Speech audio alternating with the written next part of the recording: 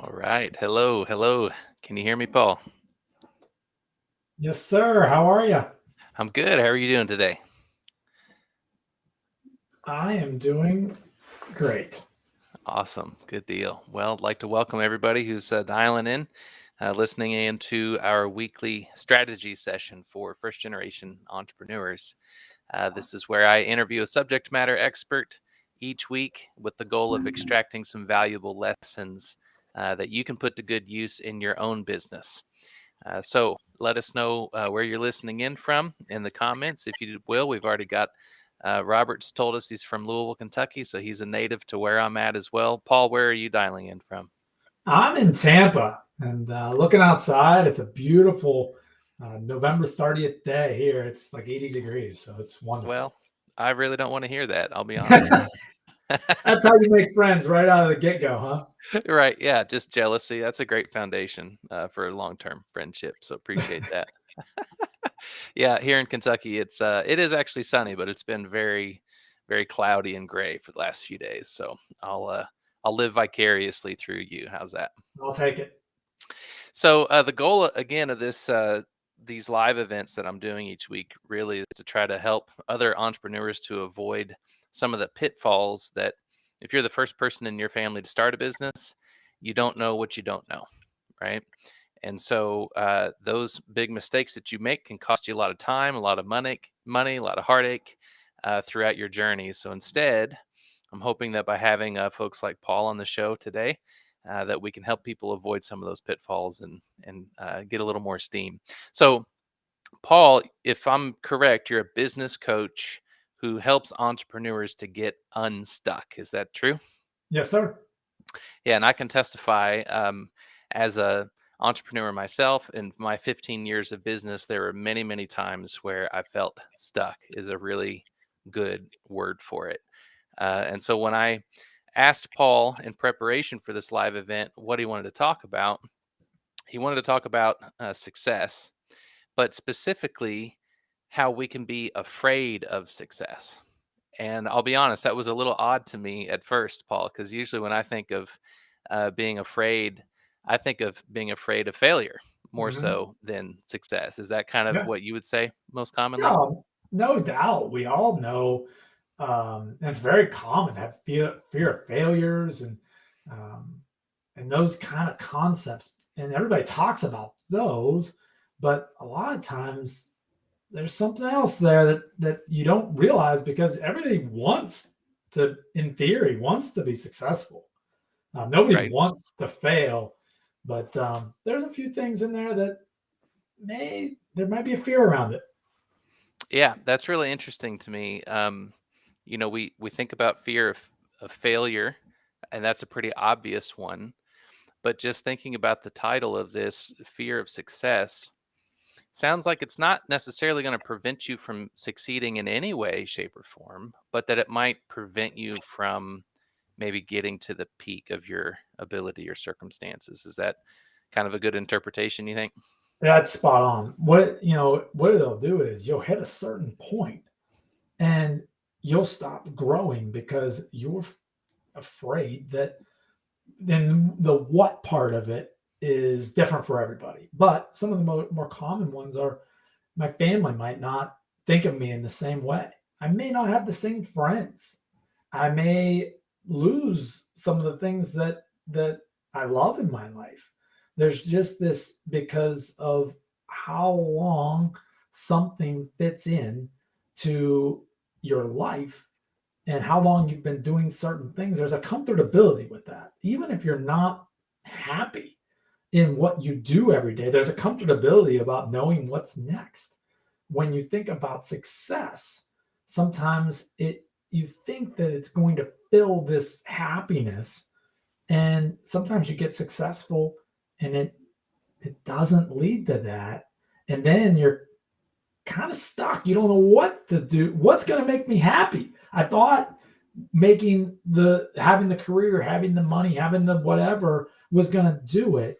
Well, now what? Uh-oh. Right. Yeah, that's interesting. It's as a friend of mine put it, the dog who actually caught the school bus, right? Like, oh, now what do I do? I got this thing to stop. And now there's nothing like now you have to find a new challenge. It's like, wait, all right, we did it. Like, what are we going to do? Catch the school bus again? It's not going to be as exhilarating that second time. Right. Right. So we talked about kind of four main points to address this issue of being afraid of success. So let's just kind of dive into those one at a time. So the first one there that you stated to me is that as an entrepreneur, you deserve and are worthy of success. Now, is that something that people struggle with? Yeah, absolutely. There's a number of people that I saw Robert kind of sneak it in there into the chat. Hmm. How does imposter syndrome fit into all this? They feel like everything they know doesn't everybody knows it. They don't have any special skills. They're kind of fooling everybody. They're kind of not that special, all of these things. And thus, they really don't deserve success. If they have it, it's because of some happenstance or they got lucky or all of these things. And really, it's all going to come crashing down eventually because they're going to get figured out. Like they're not that good. Like they don't know what they're really doing. They're just flying by the seat of their pants a little bit, but most of us are. Most of us are that way, or at least we're thinking that way, and we don't really recognize our true genius that others see in us and see our special gifts because we take everything that we have and all the knowledge that we have for granted because we have it. So, I think of it like I'm a golfer and I'm not very good. And I think of people that are very good, and I sit there and I'm like, golly, they're just so good at golf. It just becomes natural to them. Like I wish I had that, and I don't. And so for them though, it's just this natural thing. Like, why can't you hit the ball straight and far every time? I don't know. I wish I knew. If I knew, I would solve it. Right. Yeah, that's interesting. And it's funny. This actually kind of hits home for me the way you put that. So I had an IT business for 15 years. I started it in 2006 and I sold it in July of last year. Hmm. So by most metrics and most people's definition of success, I succeeded Yep. in that way.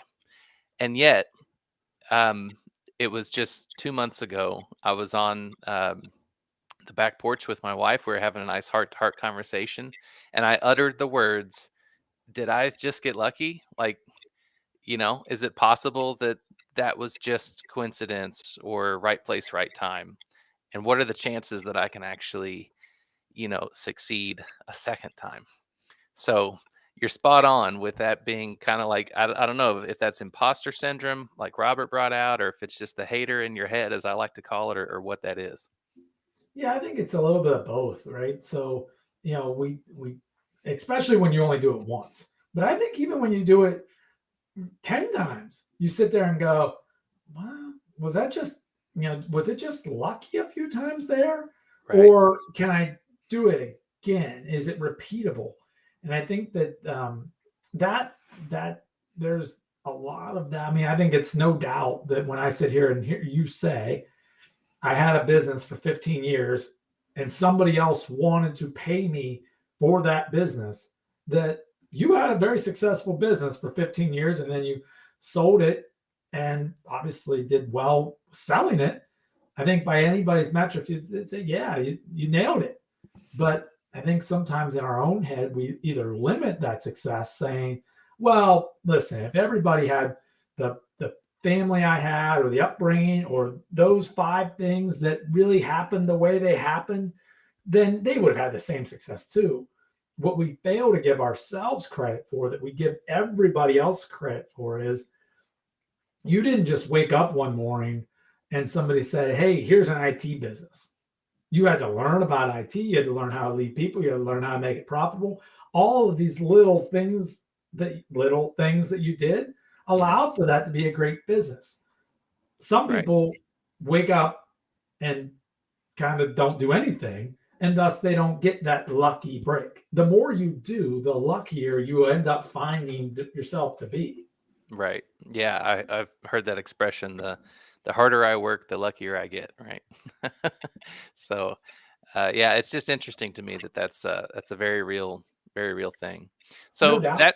that segues nicely into that second point that you made, and I find this interesting, um, about the notion that your loved ones or your good friends, that somehow they will love you less because you're successful and they're not. Is that kind of Mhm. the fear there? And how does that Yeah. work? So I've had clients where when you realize, like, what's stopping you from applying for that job or doing this different thing, you realize that sometimes, and this fits right in with this audience, nobody in their family has ever had this, whatever the level of success is. So they fear they won't fit into their friend group, into their family anymore. If they're out there doing something new that's different and their family feels disconnected or feels like, whoa, who is this person? You know, they don't want them to change. Their family or their friends, sometimes they feel in their own head, don't want them to change because then they're not going to care about them anymore. Their spouse probably isn't going to love them as much because they've changed. And the reality is, or a final point on that is, they're they don't want to make their family or friends jealous because they have a level of success that their friends and family don't.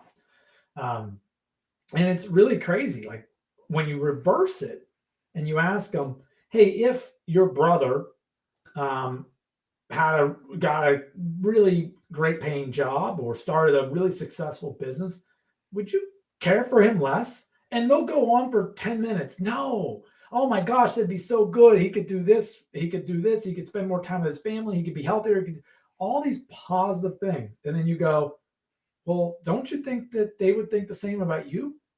Right.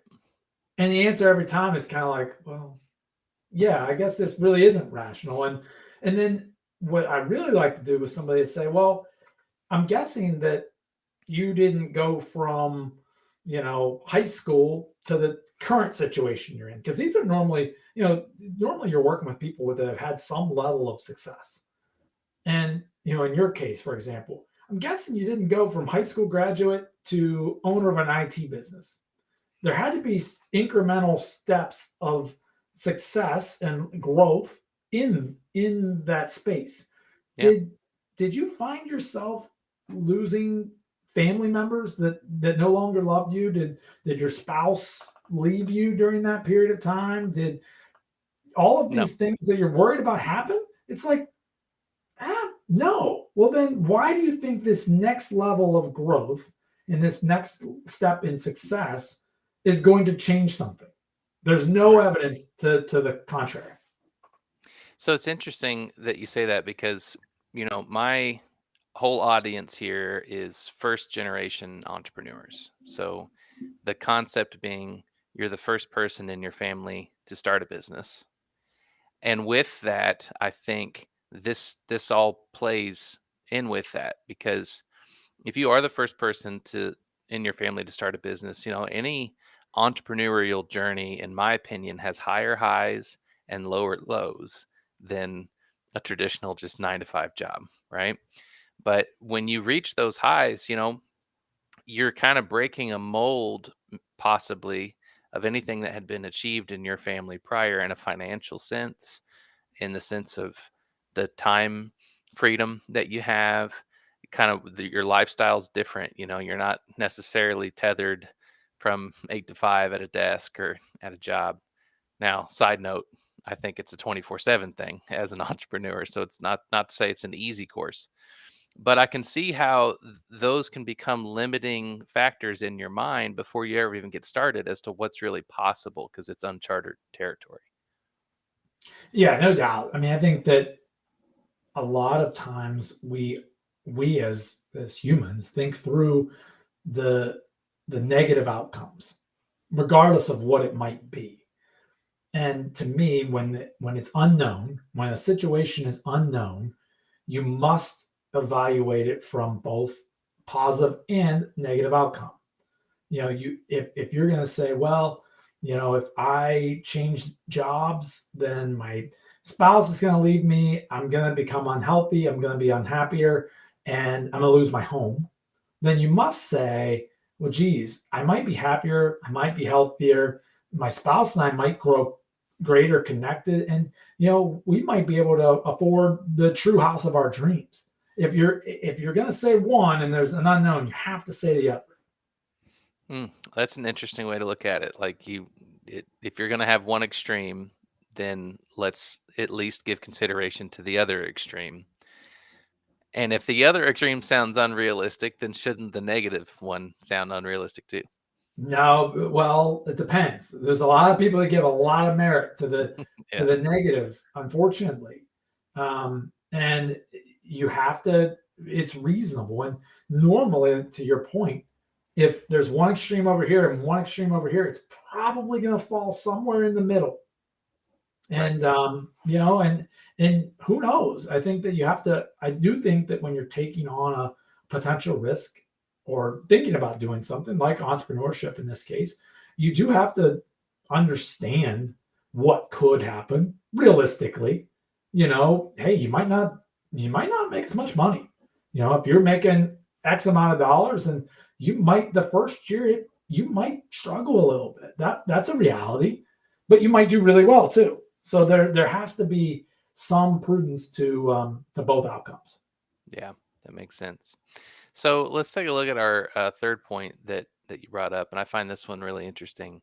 That success won't change you for the negative unless you allow it to. So, can you just unpack that a little bit? What you mean by allowing it to change you for the worse? Yeah, so there's the thought that some people have where it's that the rich people are evil. There's some people that were taught that growing up, because they grew up in a family that didn't have a lot, and hey, you don't want to be a person of wealth because they're evil. They take from the poor, all this stuff that kind of gets manifested a little bit.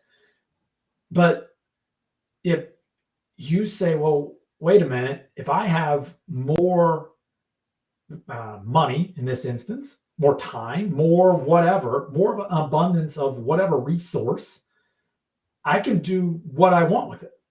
I can do really good things with it. And people with money have done brilliant things and helped millions of people in our country and our world. So there's a lot of great examples of people doing really great things with with money and with time and with their abilities. If you choose to make it where having money or having different success allows you to be a person that now, hey, you don't hang out with the same people, or you're too good for your family members or your friends, or the person that you used to talk to, then yeah, I guess it can be a negative. If you decide that because you achieve some level of success that your spouse is no longer worthy of being around you, then yeah, you'll end up being without that partner, or hey, your friends or family members, they're not worthy of your time anymore because you're more successful than them. Then that's what's going to happen. But if you don't really at the core change in a negative way, then having more resources will only be a positive. Yeah. Yeah, that's interesting. It, kind of reminds me of the movies that we've all seen since childhood. It's kind of portrayed how money changes people, Yeah. and it's the classic story of we're not friends anymore or whatever. Um, but I think the key that I'm taking away from this is that last piece of that sentence, unless you allow it to, right? So what I get from that is being intentional. If you start to experience a measure of success, things are looking up in terms of your entrepreneurial journey, you need to be cognizant of the fact that if you're not intentional about how you're adjusting to your new circumstances or your resources, to your point that you have access to, there might be a tendency for that to have a negative impact on your relationships with friends and family. But if you are intentional and you know that coming into this, I'm going to have more resources, and you make that as a choice to use that for good and to strengthen the relationships you do have, then I think you can really kind of dodge that bullet. No doubt. And I think that it comes down to everything's a choice. Everything that you do is a choice of how you want to live your life. Um, I've often thought about when the mega or the Powerball was at $1.9 billion or whatever. I thought, if I won that, what would I do? And I had some pretty cool ideas and thoughts, but I thought, like, what would I do tomorrow? Well, I'm somebody who gets up every morning, and one of the first things I do is take my dog out on a walk, and I go work out. If I won the Powerball, I was probably going to do those two things to start the next day. So, Right. there's some level of it can be the same if you're choosing to do what you want to do. More success will just allow more for it. Yeah. Yeah, that's interesting. Just on a related note, talking about $1.9 billion, it's just an absurd amount of money to wrap your mind around. But just to make that point even further, I read recently, at one point, Elon Musk's net worth was like 380 billion, something like that. And someone made the statement that if he lost 99% of his money and then he lost 99% of that, what's left? He'd have $38 million, which just blows my mind. I always enjoyed the different things, and I mean, somebody was really serious about this. I saw a comment that said, "Well, the 1.9 billion, that's only whatever it came out to be after you take the lump sum and after Right. taxes." It was some in the hundreds of millions of dollars. I think it was like $990 million, and I'm like, That's it. can you imagine saying only? Like it's just, but that's truly a mindset thing.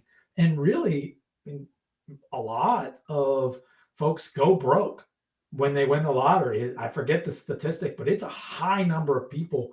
And it goes right back to our first point. It's because, and this weaves in perfectly, it's because they don't believe they're deserving of that money. So they do, sometimes unconsciously, they just blow it so that they're back to where they were. And because they kind of want to struggle, like it's like this badge of honor in some places. So that's interesting to think of then, because most people don't receive a lump sum like that, and certainly not to that extreme. Right. But most entrepreneurs, once their business starts to grow, they might start to exceed these previous ceilings that they had ever hit before. And what spills over, are they subconsciously kind of blowing that, or not putting it to good use because they've got these self-limiting factors that they're not even aware of, right? No doubt. And I think that a lot of times that happens. And I don't even think that sometimes people, they start, once they get to a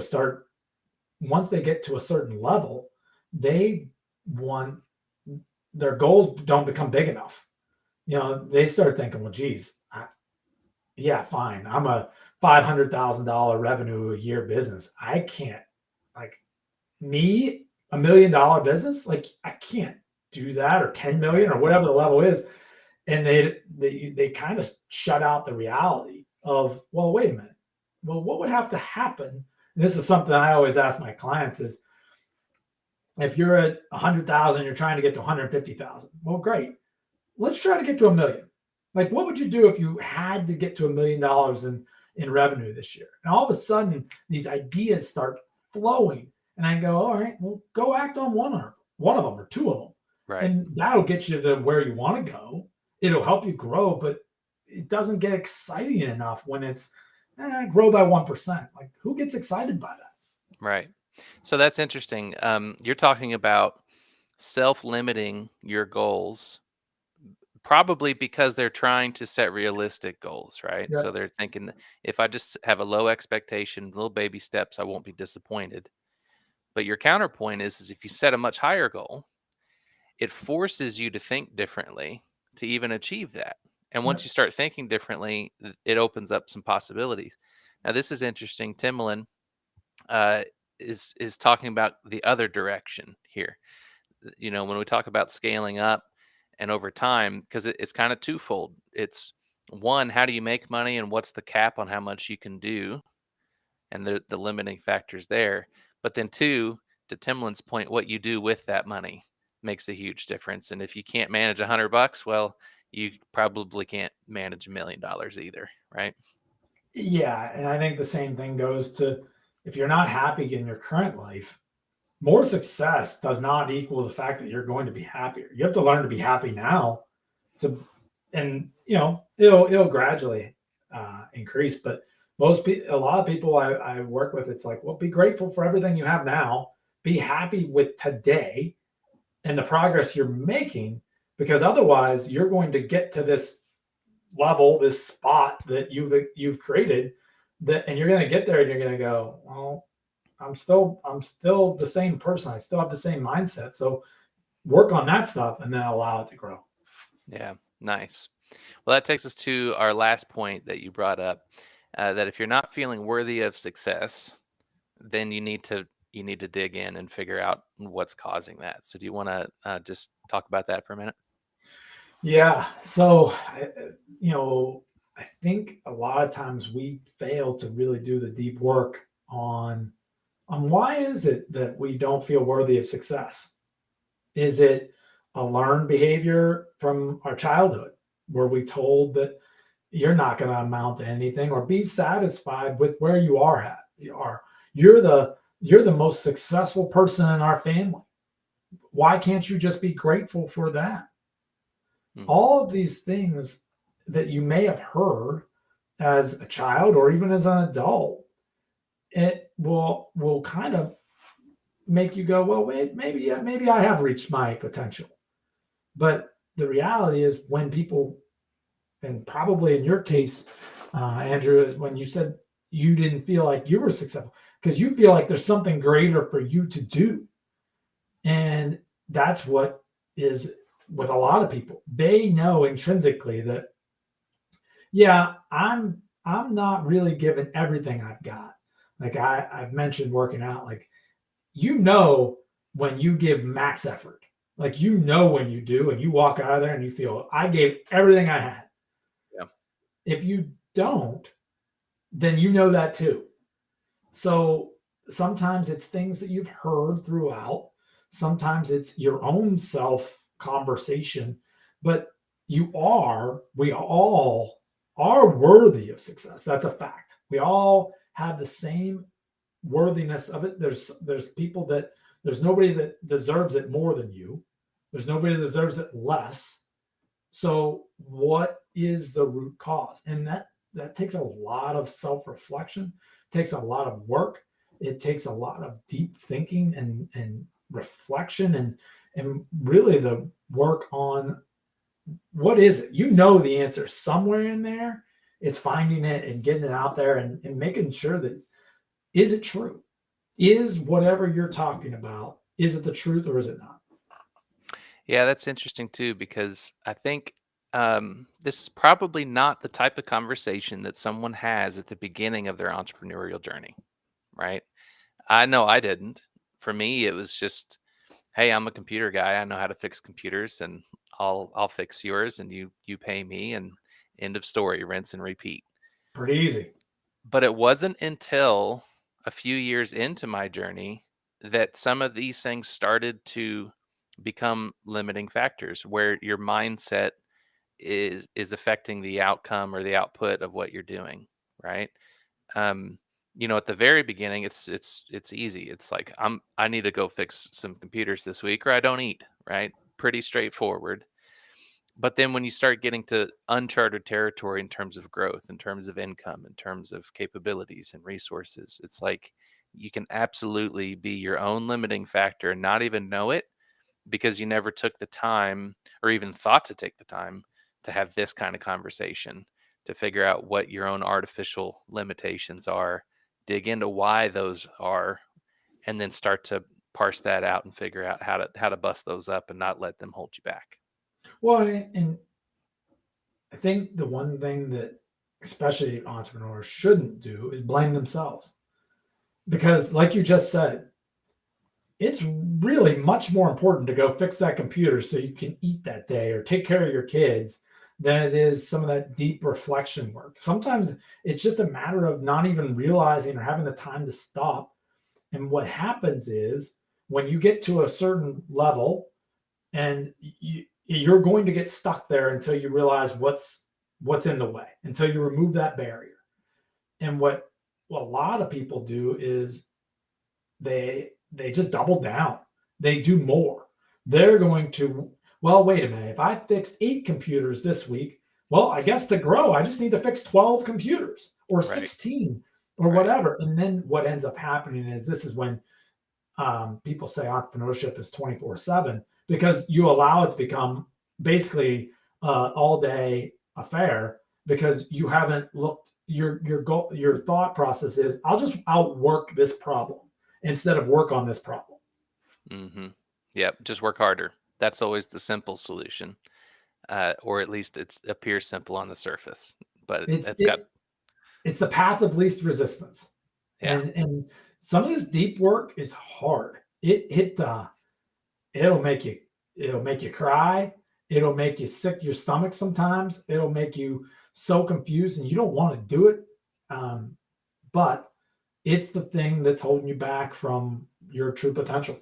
yeah. That's nice. That's really nice. Well, where our time is up, we were looking for about 30 minutes of this, and Yeah, it's flown by. it was great.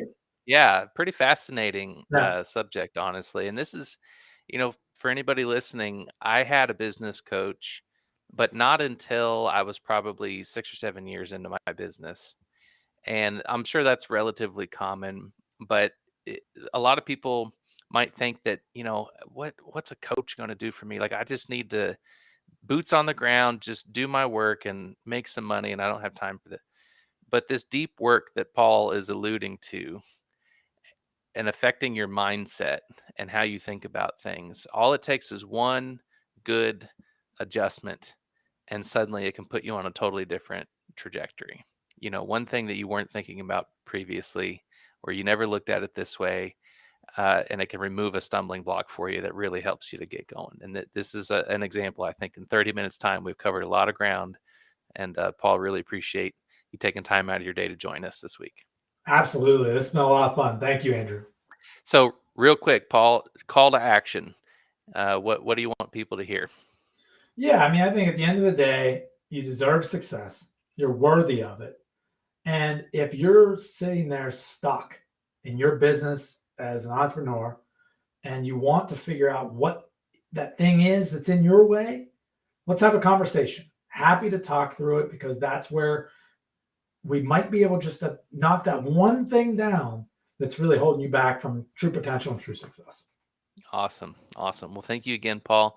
And here's my call to action for the day. Let's see if I can put this up on the screen right here. Next 2 weeks from today, I'm going to be interviewing I'm interviewing Paul Conley That's today. me now.